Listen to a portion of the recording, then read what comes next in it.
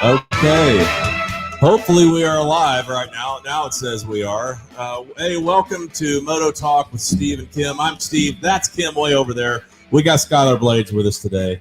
Hey, I want to give a quick shout out to Classy Grass. So this may not be the grass you're thinking of, but it could be my grass right now. As far as you know. If you need your lawn mowed, check out Classy Grass. We're trying him out. He's doing a great job out there. So you might hear some weed eating here in a little bit. But anyway, I thought I'd do a shout out there. Looks like we got some comments coming in. Hey, Caleb. Welcome to the show. We've got a guest, Skylar Blades here. And Skylar works for John Force, and he's an avid moto guy. Motorcycles, basically anything with an engine, right? If it has an engine or can be raced, I do it all. My mic's not working too well. Oh, there we go. Now we're there a little bit. But anyway, so, hey, welcome to the show. Yeah. Hey, we haven't even seen you for a little while anyway. It's been a long time. So he's been on the road with Epping and the other NHRA races. For those of you that don't know, Skylar's role at Force is to support the enterprise in a couple of different ways that are really visible. One of them is he's the guy that drives the top fueler that Brittany races in between rounds, and he brings it to the staging lanes. He drives it back from the end really fast. And if you've got that one picture, you can show how he does that. They say I actually drive it more than she does. I'll bet that's right. You're in it longer. Definitely. Look at that. Yeah, you're really driving it right there. Yeah.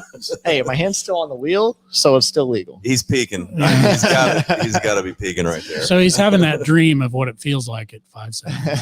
Exactly. But Skylar's kind of been there and done that in a sport that has no peer on the earth, really. I mean, there's no other cars out there with 10,000 horsepower that do what they do. And those of you that follow the NHRA know it's a really rigorous role and responsibility, because once you get to a facility, you got like no time to do anything else. You're constantly working on the car. They've got 45-minute turnaround between rounds, and that's been a relatively recent thing. Oh, yeah. In the past few years. Yeah, just trying to be supportive with the television programming that's important to the sport as well. So, getting an engine completely out of the car and rebuilt all the way down to the crank in 45 minutes is kind of a trick all by itself, and that presumes there's nothing wrong with it. Yeah, so basically what we do, the short block stays in the car. We just pull everything out, pull the block completely apart, basically. The crank stays and block stays. Everything else, redone. And basically that's our full-time job. We take care of the stuff that we hurt that weekend during the week. But we carry enough stuff to do what we need to do, basically. Yeah, absolutely. Which is a lot of stuff. So in addition to the professional responsibility, he also lives it in a picture of the Nova. Oh, yeah. Good. Let's pull that up. So here. Hey, Gregory. Hey, Randy. Hey, John. Here's a picture of what Skylar does when he does it for himself. This is I'm going to say it's a 6-second Nova with a power glide and a trans brake. In the eighth, in the 8th mile. So we're guessing that might be an 11-second car on the quarter.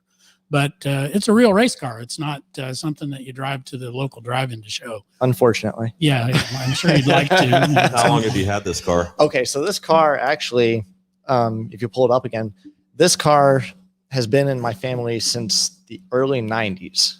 Oh, wow. That's cool. I've got pictures as a baby on it, and it's got a characteristic that I feel like only I understand, because the car is me. I am the car. Your DNA is my DNA is the car. And as you can see, my fingers will say that in more ways than one. Sure. It's definitely a special car to me. That's the same way that we do all the bike stuff. You sentimental to the sentimental. Yeah. You get a car, you get a bike, you have experience with it, and you just keep on rolling with it. Yeah, like when you get really close to a machine and it's a long-term relationship, not just working on it and leaving it. Yeah. But if you live with it and use it and it goes down the track with you, then you've got a relationship. And it has to endure. After about the first time it tries to kill you, that's whenever you really feel a bond with a machine. Then you have a conversation. Oh, yeah. With some choice words that should probably not be said on here. But true enough. So one of the reasons that I've enjoyed meeting and knowing Skylar is he's a paradox, and I'm going to use that word, but here's a guy, 10,000 horsepower cars, works on them for a living, has a 6-second street car, or at least a door car. It's not a street car. And his motorcycle of choice is on the lift behind us. The Grom Meister here. You know, I've always been a little puzzled by the whole idea, but Ever since the Grom came out, ever since the Grom came you've out, been right? cross-eyed. So I really hope that Tyler could help us, or Skylar could help us understand what is going on with the Grom.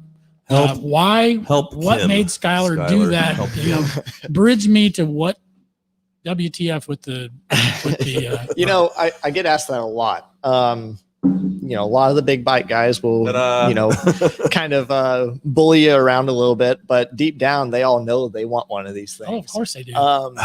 Basically, that's not the Grom. if they're I'm trying man to see enough to pictures do of it. just the Grom. basically, it's a personality, really. When it comes down to it, I mean, look at this picture. Look how fun that is, Kim. Look at that. Don't you want to be doing that? You know, he wants a pink one. I do. Yeah. So I yeah. understand in that picture, that's an actual drag race. Yeah, so that in this picture, this was at bike night I'd say it was about a month ago. We've got a big group of these mini bikes here in Indy, and we all got together and went down to the bike night, messed with some of the big bikes. Was this at the HP bike This was night? at Okay. HPI, Oh, yeah. boy. This was the night of the night of the pole. the pole. For those of you who don't know, there was a Mustang that I think we ran that video, didn't we? We looked at it. Yeah. it's We a good didn't show it video. on here. I can't really show it on here yet. Yeah, that was a nasty one. Yeah, I got some good pictures of the car right before it happened. But no, basically, the whole thing about these bikes is just to have fun. I mean, I'm not getting anywhere fast. I'm not getting no distance. I mean, I'll drive. We put, I think, 500 miles on this thing in one day. Oh my God. It was Just around town. just around town. It was Bikes on Meridian a few years ago. A bunch of us started. It's a good little ride down there. Yeah. Oh, it's a good time. Yeah. That's That's fun. a bunch of us started it was dark when we started, you know, rode all day, and it was the next morning when we stopped. And that's the only way you're getting 500 miles on this thing. Because No kidding. There you go. Yeah, no you're- doubt. That's a You're long day. What too. is the top speed of a Grom? depending on what is done to it. And Okay, like a stock one, stock one, 55 or no, you can get about 60? 65. Okay. 65 bad. on a stock. This thing has it's got a 12-to-1 piston. It's got a TB cam. It's was tuned by a CJR out of Missouri. It's Now got Kim really wants to ride it. I do. So you have David Grubnick lay hands on it now? no, he hates this thing. Honestly, that's he funny. he says I'm going to get killed on it, and he's pretty close. He's pretty close. I could Okay, that's a good transition. So one day I'm at I think it was the U.S. Nationals, and Yeah. Skylar was along the fence on the fast end of the track, and I saw the Grom and I saw Skylar Where was this? at the U.S. Nationals. Oh yeah, it was like the third U.S. Nationals last year. It was. Well, it was the COVID third year. India, but I think it was the actual U.S. Yeah, Nationals. yeah. So Skylar was. I'm going to let him tell the story, but he was taking pictures. He wasn't I see involved that. with that. a lot of the racing that was going on that day. And I walked over and said, "Hey, what's up?" You know, so we talked for a few minutes. And the reason he was taking pictures is because he had a little experiment on the Grom, and I think you were on the Grom. Yeah. Oh, I was on the So Grom. tell that story. Okay, so basically, And we'll get to your questions here in a little bit. what? Yeah, like the one of what's in my cup. What's in It's the sweet cup? tea. It's sweet tea. Yeah. So it was the first decently warm day. Had some buddies over, and we were all going to go ride downtown. And we're cruising. I'm less than a mile from my house. Actually, right here, I'm less than a mile from my house. Yeah, yeah, And exactly. we were cruising through the neighborhood just to go downtown, and this car was pulling away from us. I was like, okay, well, he's in a hurry, no big deal. And I had a new rider with me, and I did a quick check just to see where he was because I couldn't see him in my mirror. I was like, that car is pulling away, no big deal. And I did a check like this, looked back, and within that time, that car was speeding up to try and beat another car coming at no. him to go left. Oh, Oh boy. And he didn't use turn signals.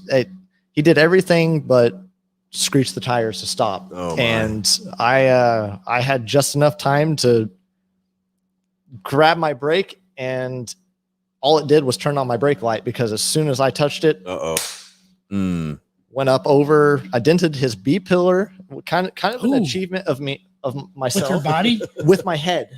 Ooh. I dented his B pillar with my head, cracked my helmet down the side. It was a hard hit for, doing 30. I mean, we were just at least you had your helmet on. Oh, I had my helmet on. Yeah. At least you had your helmet on. Yeah. That would have been a disaster. Otherwise. That might have not have been too good. Oh yeah. I wouldn't be sitting here. Even at 30 miles an hour, you can still, you hit something hard enough, it does some damage. Like your head. Like your head. Yeah. It launched my shoe. My shoe came off. It was one of those where you hit the car and your shoe flies off, and it ended up, I think it was like 20 feet ahead of the car. I was like, what just happened? It was one of those that stood up, and I was like, okay, everything works. Well, I'm still here. What's going on? Why? Well, why?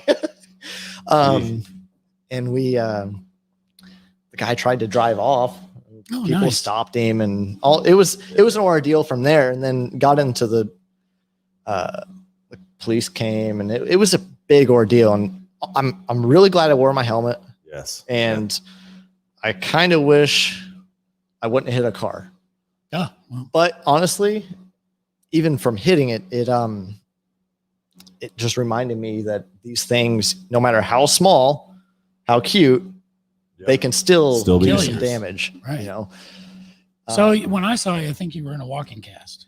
Yeah. So I actually didn't go to the doctor, and some people that might watch this later are going to be like, we told you so, and all of this. And you mean your friends? My friends.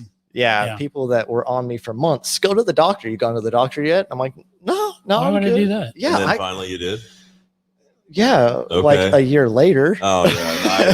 Nice. When it healed wrong. When it was healed wrong. So it's still messed up. It's almost been right up a year. Yeah. And some change, and it's still not right. But I can ride my dirt bike now. So yeah, that's what I was going to get to next. So you've got a dirt bike as well. We both have Yamaha 250s. Heck pictures. Yeah. And we got some pictures of that. I'm kind of watching. Yeah, back to the question, Caleb. I think he already said he's sweet tea. I checked it. It's not as far as you know. It's not hard tea.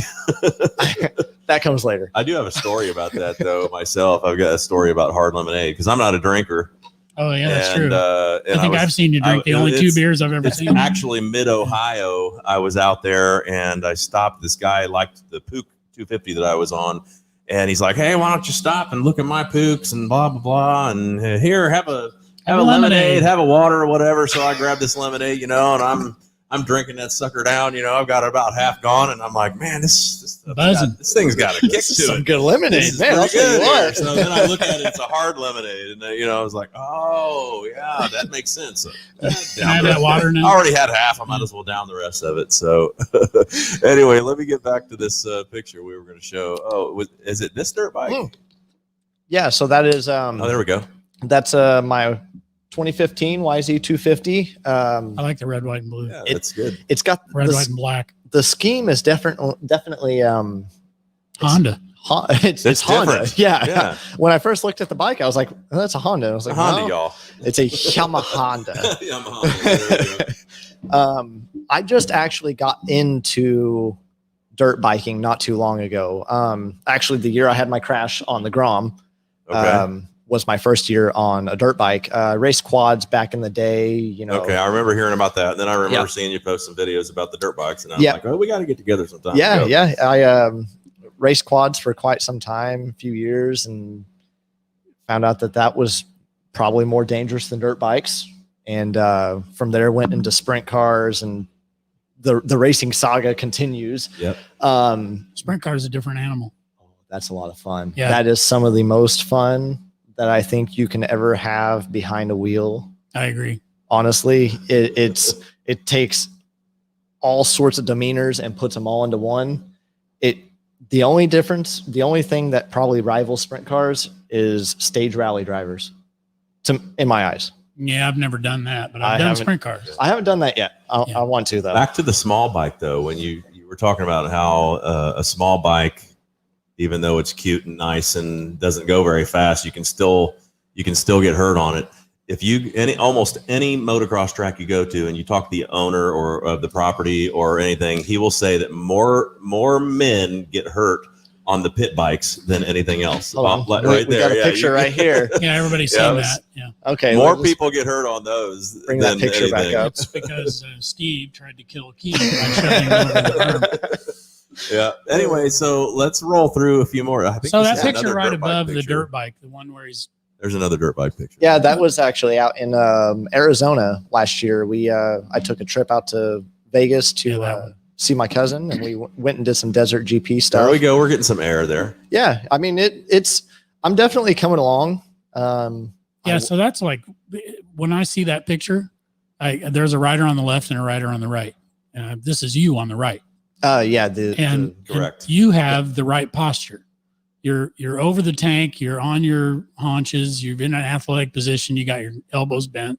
You're doing what you should be doing when you're in the air on a dirt bike. just getting ready to The crash. guy on the left is got his arms straight. He's standing upright. He's got no control over that motorcycle at all. He's just leaning kinda forward. he's just going along for We're the ride. launching right there. I'm just saying, I don't know who that is, but whoever that is that is actually my buddy Thad. I rode with him my first probably 2 weeks. I rode, and then work and everything got in the way, and that was actually the first time we rode together. It was probably a year. Nice. Almost. where is that? That looks like a great That's place. up actually at Wabash. Wabash. Yep, Yeah. that's at Cannonball. Yeah. And I've got to get up there because it looks like it's got some really nice wide Oh, track. Cannonball is and, pretty amazing. smooth. It looks well groomed. They got a culvert under that. yeah, Cannonball. Yeah, is so amazing. yeah, we've showed that one, Yeah. and then Kim wanted to show. We're going to transition here. Oh, here's another. This is someone else's dirt bike. I'm assuming. yeah. You So took Yeah, but you're a that photographer as well. Yeah. So he's into everything, guys. and you haven't been doing it very long. no, actually, so the reason I got into photography, so everybody knows we had a heck of a year last year, Racing wise, racing wise. John Force in particular. Yeah, so Right. we were just Shut down. took a break, and I had to figure something out.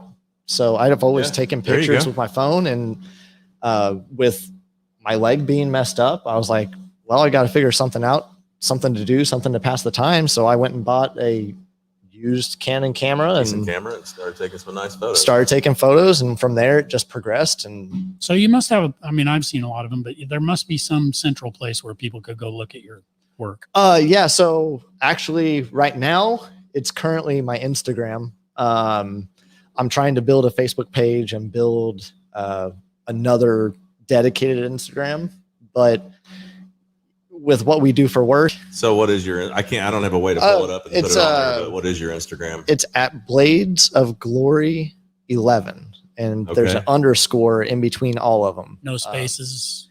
It's Blades underscore of underscore, and then it should pop up by then. Okay, But it we'll try to link that in the video after it records. yeah, I have no idea what to do. Or this is actually pretty cool. It's okay, but I have some limitations on this StreamYard, guys. But I'm learning as we go, and we'll get there. So But no, that's it keeps me. Everybody has to have a hobby, and my life is racing. or I mean, hobbies. it's revolves around racing.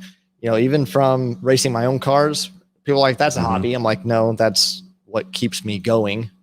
So my hobby, just like you're into airplanes, Yep, RC I- airplanes. Yeah, I'm into taking pictures and trying to get that side hustle on. there you go.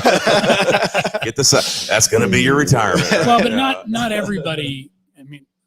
I'll just say it this way: not everybody can do that successfully. Oh no, But that's I think, a tough business to get into. And for sure. I like to do some photography, Mm-hmm. and I've been doing it a long time.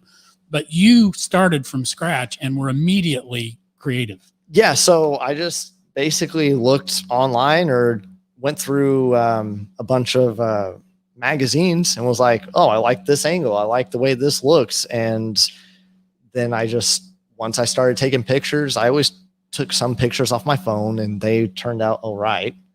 And I got a decent camera, got all the equipment to where, I can really let my creative side just rock it. You're clearly editing things with a really good eye. And you're getting the f-stop thing down. You're Oh, yeah, blurring the backgrounds, and you're doing things Yeah.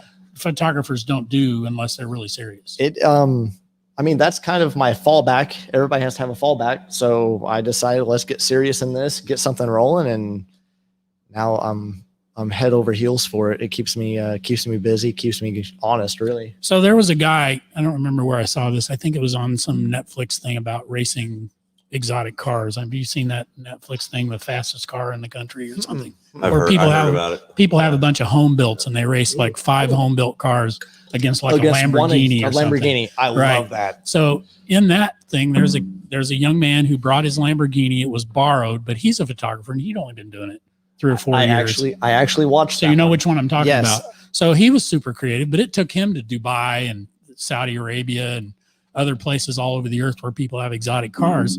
And because he was a photographer, he was taking a lot of pictures of exotic cars. And he's like you. He's very creative. He's using the edit function to get pictures to look like he wants them to do. So if somebody wanted to hire you to do that, how would they get a hold of you? Basically just go. Sorry. Look up Skylar Blades. Yeah, look up Skylar Blades. No, there is no other Skylar Blades. Actually, there's a few. If you look it on Facebook. I used to think there were. There are. There really are. I used to think there weren't any Steve Hoys, and there's a ton of them out there. Yeah, it's a weird name, but there's no Kimber Blueskis. Just go to my go to my Facebook and look up Skylar, and just you'll be able to find them. Or I do have a Facebook page for my photography. Okay. It's Sky Shots Photography, but like everything, there's tons of other. I thought I was original. Whenever I looked it up, whenever I did it, I was like, there it says it right there. So Sky Shots Photography down in the lower right corner. Or my Instagram at Blades of Glory _. So do you know our friend Daniel? No. Tarina? So he's a small bike guy and a photographer. He used to have a drum, and he's a very, very super accomplished photographer. So you need to meet him. Yeah, we'll get you hooked up because I mean, he spends as much time as he spends. He's done a couple photo shoots here in the shop of some of my motorcycles, and he'll set up the backdrop and the floor and all that. And I mean, it won't even look like it was done here. He's done some really good work, and he's like into vintage cameras as well. And he's just recently bought a Leica that he's using for some photography. He spends a lot of time getting the right shot, but then at the same time, he'll go home and he'll spend as much or more time getting it fine-tuned and tweaked, even though he may not need to. I don't think he necessarily needs to, but let's go back. We've still got a couple pictures to show here. One last picture here. Hey, what do we got here? All right. So this is getting Brittany ready for the run. I think this is, I can't remember what track that is. I don't recognize that thing in the background. I feel like I was just there. It wasn't Epping, was it? I don't know. We're just gonna assume that it's an HRA track because that's all they race at. It's at a race. It's at a race. Know that much. Not necessarily a practice. And that is that right there is what I do. That's why I work on these teams. That's why I do this. It's to keep my drivers safe. So at the same time, being a professional, working with her while she's at work, you're friends on top of that. Oh, absolutely. Yeah. And I this is an unfair question, but what's her demeanor like as a race car driver? Because she's as serious as a heart attack when it comes down to being focused on it, knowing what she's doing, coming from a background where she knows everything there is to know about it. People are critical for a million reasons, but she's been a champion. So you can't be critical anymore. You gotta say, for those that was a of you that don't know or didn't hear, this is Brittany Force. This is John Force's daughter, right? One of 4 daughters of the Force family who all but one are involved in racing at a very high level. But what's her demeanor like when she's at the track? At the track, she's just like she is in the other time. I mean, she's a wonderful person. Hands down, one of my favorite people I've worked for, ever knew. She's just down to earth, well-spoken, and actually pretty quiet whenever it comes to, the way that she's great with fans. Yeah, great with fans. Yeah. I mean, everything that you see that's what you get. Now, I've worked with some people that are less than that. You know, they put on a face, but she is through and through just a great person to work for, work with, be friends with. It's amazing. What do you think about motorcycles? That is a question I'll have to ask. Let's ask her. Yeah. I'll have to ask. Yeah, that's because I mean, one of the main reasons we had you on is because you're a moto guy, but you're also in the car racing industry, and a lot of that intertwines. So car racing and motorcycles. I mean, you go to any car shop here in town, and somebody has a motorcycle, riding a motorcycle there to work. Even next door, Mark Miser, where Tristan works, there's a couple motorcycle guys. I think I've seen one on the other side of the complex. And but one question that popped up in my head is how much interaction, since you work with Brittany and on her car, how much interaction do you have with her dad on a weekly basis, if any? It's depending, you know, sometimes you don't want to have an interaction with your boss, you know, it's like you just kind of mind your P's and Q's. He's still your boss. Oh yeah. Right? He's okay. Yeah. He's the big boss. Yeah. There's a chain of command. So, you know, there's John and then there's Robert. And by the time that it gets down to me, you know, it's probably serious if I have to get talked to, you know? Yeah, but that's probably rare, isn't it? That you have to get talked to. Oh, I don't know about that. No, actually, I'm pretty well behaved when we're on the road. Good. When I'm home, it's a different story. Yeah, there you go. It's on you. But yeah, and those of you that are watching either live or you know, this is recorded, so a lot of people watch this after the fact. You know, our shop that Kim and I work at, Hoy Vintage Cycles, is in Brownsburg, Indiana. And Brownsburg, Indiana is a big time. It's the center of the universe for town. professional racing, for sure. NHRA in particular. Everything but NASCAR. But there's some NASCAR stuff that happens here. It's just. But you know, you're talking a lot of drag. Rick Howerton builds Inconel headers for NASCAR cars. Sprint car and that type of stuff. And then you know, I mean, we've kind of a motor. Yeah, this has got like a base you can. Hey, that's a nice base.